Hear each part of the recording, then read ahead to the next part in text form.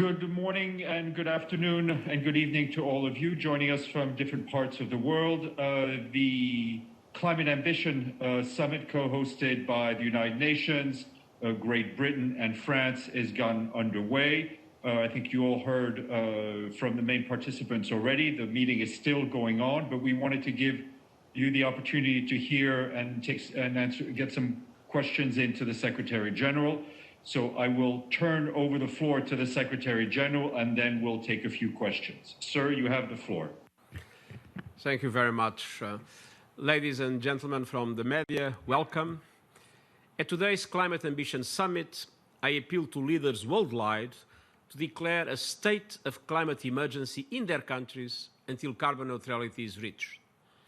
There can be no doubting or denying that the world faces a climate emergency. The past decade was the hottest on record.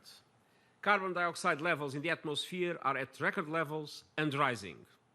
Storms, fires, floods, and drought of uncommon force are now all too common and devastating. 38 countries have already declared a climate emergency. They recognize the urgency and the stakes. It is time for all countries to do the same. Today's meeting is a summit of ambition. We requested countries to participate on the basis of concrete and ambitious commitments. The summit now has sent strong signals that more countries and more businesses are ready to take the bold climate action on which our future security and prosperity depend. We are hearing from 75 countries, including my two co-hosts, the Prime Minister of the United Kingdom and the President of France, and our two partners, the President of Chile and the Prime Minister of Italy. As we look ahead, the central objective of the United Nations for 2021 is to build a truly global coalition for carbon neutrality, for global net zero emissions of greenhouse gases in 2050. There is solid momentum behind the net zero goal. By early next year, countries representing 2/3 of global carbon dioxide emissions and 70% of the world economy will have made strong commitments to carbon neutrality. Climate-vulnerable countries continue to lead the way. Barbados and Maldives has just set an ambitious aim of achieving carbon neutrality by 2030 with the right support. And Fiji, Malawi, Nauru, and Nepal, for instance, all have 2050 firmly in their sights. But of course, pledges are just the first step. As we prepare for next year's United Nations Climate Conference, COP26 in Glasgow, we need concrete action right away to get on the right path. The scientific community tells us that to reach net zero by 2050, we need to cut emissions by 45% by 2030 compared with 2010 levels. The United Kingdom has just pledged to cut emissions by 68% by 2030 compared to 1990, and to end external financing of fossil fuel projects. The European Union has decided to cut its emissions by at least 55% by the end of this decade. These are courageous decisions that deserve to be emulated. At least 24 countries have now announced new commitments, strategies or plans to reach net zero or carbon neutrality. Commitments from EU countries, United Kingdom, Canada, China, Japan, the Republic of Korea, and today's Argentina, and the incoming US administration are establishing a clear carbon neutrality benchmark for G20 countries. A number of states set out how they are going even further, with ambitious dates to reach net zero. Finland by 2035, Austria by 2040, and Sweden by 2045. Pakistan announced no new coal power plants. India will soon more than double its renewable energy target, and China will reach by 2030 1,200 gigawatts of installed wind and solar power. Countries like Israel and Slovakia are joining the growing list of countries stepping away from fossil fuels. Now, all countries must show ambition in the new and enhanced national determined contributions that they are obliged to submit ahead of COP26. I am pleased to note that today, more than 40 countries commit to doing so. And the big emitters must lead the way. Let's not forget, over the past decade, the G20 members accounted for 78% of greenhouse gas emissions. Now it's time for every country, city, financial institution, and company to adopt plans for transitioning to net zero emissions by 2050.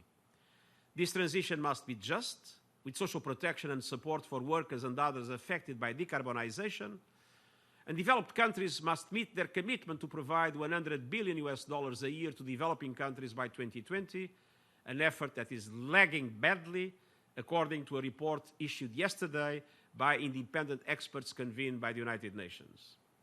Banks must align their lending to the global net zero objective. Asset owners and managers must decarbonize their portfolios. And we need a breakthrough on adaptation and resilience. And as we pursue these changes, we must recognize the importance of equity.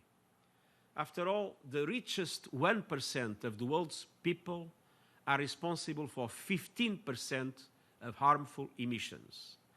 And their share is more than the double of the poorest 50% emissions. So 1% of the population is responsible for the double of the emissions of the 50% poorest in the world. This is totally unacceptable. While the pandemic has led to a decline in economic activity, any effect on emissions is only temporary and ultimately insignificant.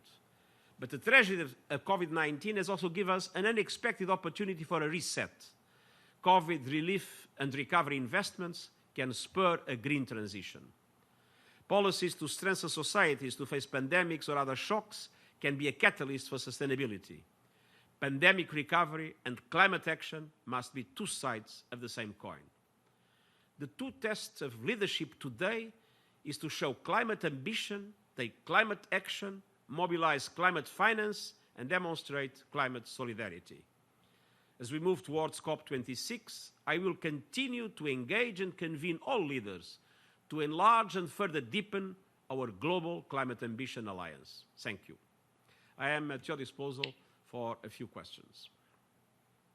Thank you very much. We'll go to James Bays, Al Jazeera. Secretary General, greetings from London. Can I ask you what your message is for those countries that didn't take part in this summit today, and what's at stake if they don't come up with new commitments before COP26? That it is very important that they join the alliance. It's very important that they take the right decisions. There's plenty of time for that they take the right decisions, they prepare their commitments, and they join this alliance for carbon neutrality in the middle of the century. That is an appeal that I make to every single country in the world. Thank you. Frank Jordan's Associated Press. Frank. Well, Secretary General, shortly before the meeting, President-elect Joe Biden issued a statement in which he pledged to withdraw the Paris Accord. Can you because the sound was not good. Can you repeat? Shortly before the meeting, President-elect Joe Biden issued a statement in which he said he would rejoin the Paris Accord on day one of his presidency, and that he would convene a meeting of leaders of major economies on climate change within the first 100 days of his presidency. What signal do you think that sends on the climate issue? Well, it is a very important signal, and I really welcome the fact that the new administration decided to rejoin the Paris Agreement on the first day. And simultaneously, Joe Biden has announced a number of other measures. We look forward for a very active U.S. leadership in climate action from now on, as the U.S. leadership is absolutely essential. The United States is the largest economy in the world. It's absolutely essential for our goals to be reached. Thank you. Chloe Farrand, Climate Home News. Chloe. Hello. Thank you very much for taking my question. Hope you can hear me okay. Secretary General, I wanted to ask you, we haven't heard that many new finance commitments so far today, and the finance pillar was one of the key pillars that the organizers had demanded countries bring commitments for.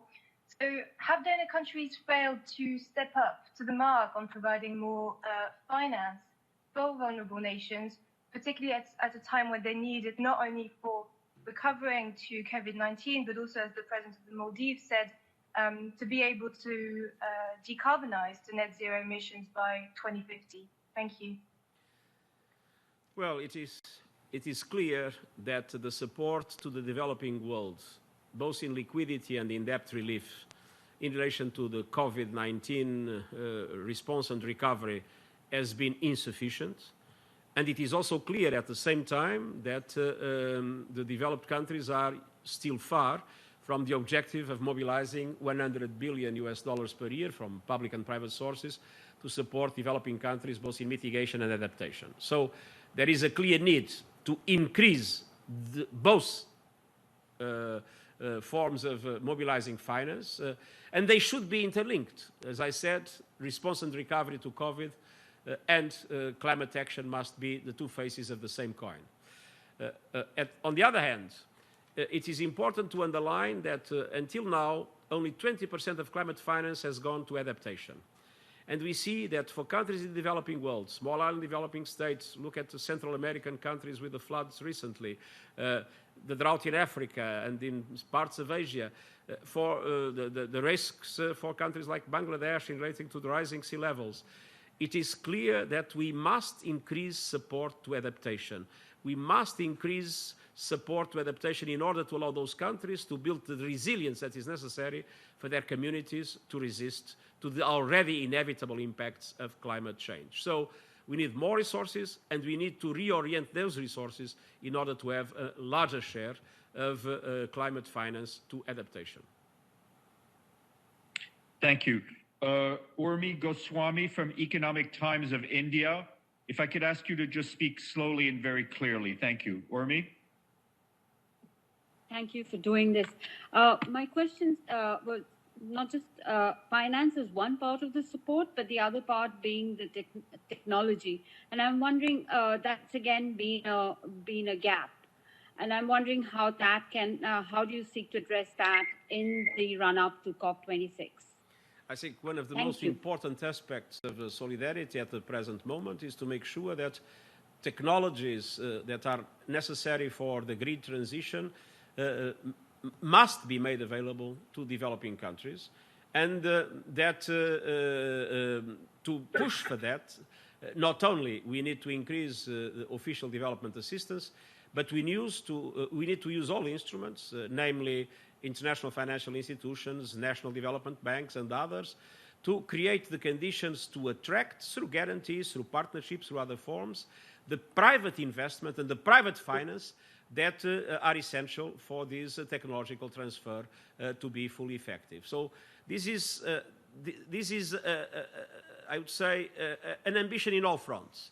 Ambition in mitigation, ambition in finance, ambition in adaptation, ambition in technology, ambition in all that is necessary for the world to be able to become carbon neutral in 2050 and for us to be able to rescue the planet of a catastrophic situation in the end of the century if things would go on as they have been in the last decade. Thank you. Pam Falk, CBS News. Pam? Thank you, Steph. Thank you, Mr. Secretary General. With all the commitments you heard today, you listed some of them. There was also India and others who have made commitments today. That with, as a follow-on on the earlier question, with the commitment of the President-elect Joe Biden to get to net zero and rejoin the Paris climate, do you think that is enough? Before you've said we haven't done enough as a globe, do you think with those commitments that you heard today, there is enough? Thank you. Today there was an important step forward, but it's not yet enough. We still need to bring on board several big emitters. We need still to be able to have a much stronger mobilization of the business community, the financial sector, the asset managers. We are moving in this direction. There are good signals. I think there is a change in the mindset, but there's still a long way to go. Let's not forget that we are still on track to an increase of temperature of 3 degrees at least in the end of the century, which would be catastrophic. So we are in the beginning of a road. It's a road of hope for the moment, but we need to transform this hope into reality, and there is still a long way to go. Let's have no illusions. We had very important commitments, but not yet from everybody, and those commitments need to be translated into effective implementation, and this is a credibility test that we will still need to go through. Thank you.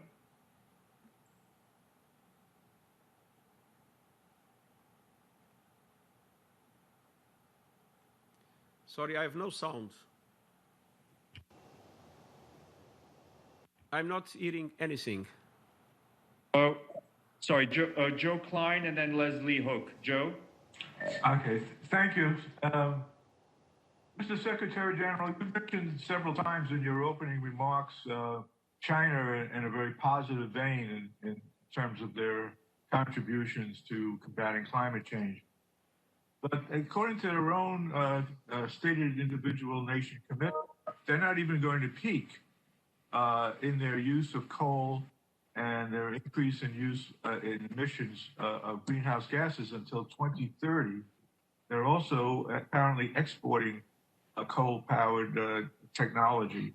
So could you comment on that and how that you reconcile that with their making a positive contribution to reducing greenhouse gas emissions? Thank you. I think that in the speech to the General Assembly of the President of China in September, there were a number of commitments that represented an important progress. They were today followed by another series of important commitments, namely in relation to renewables. But it's clear for us, and we go on insisting, there must be everywhere a commitment not to build new coal power plants. It doesn't make any sense to build new coal power plants. They will become stranded assets. Today, it's cheaper to build a solar plant from scratch than to keep going the coal power plants that we already have, and that it is very important to accelerate the commitments made. But the important thing about the Chinese commitment is that they did not say 2030 or 2060. They said before 2030 and before 2060, and we'll be doing our best in our dialogue, of course, with China to anticipate as much as possible these two dates. Thank you. Leslie Hook, Financial Times.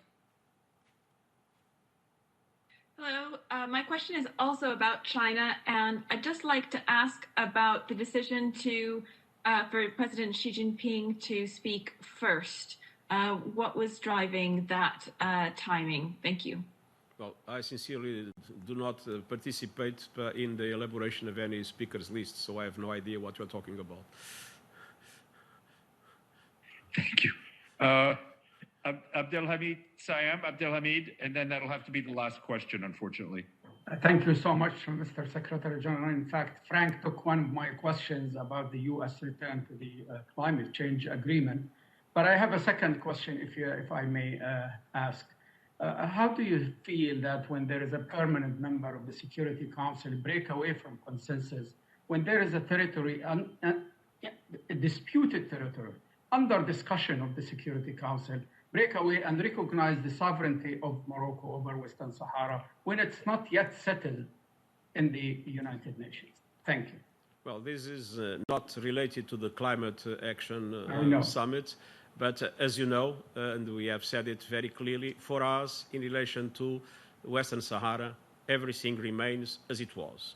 And the solution of Western Sahara does not depend on recognitions by individual states, depends on the implementation of Security Council resolutions, of which we are the guardians. So maybe we'll just end on then one last climate question. Megan Rowling from Reuters. Megan?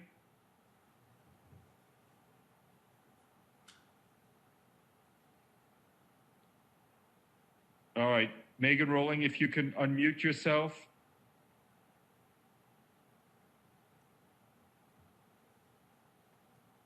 Well, maybe we'll then leave it at, oh, Megan, are you unmuted? Go ahead. Okay. Well, so thank you very much. And thank you all of you for participating. We'll put out the transcript of the press conference very soon. Thank you.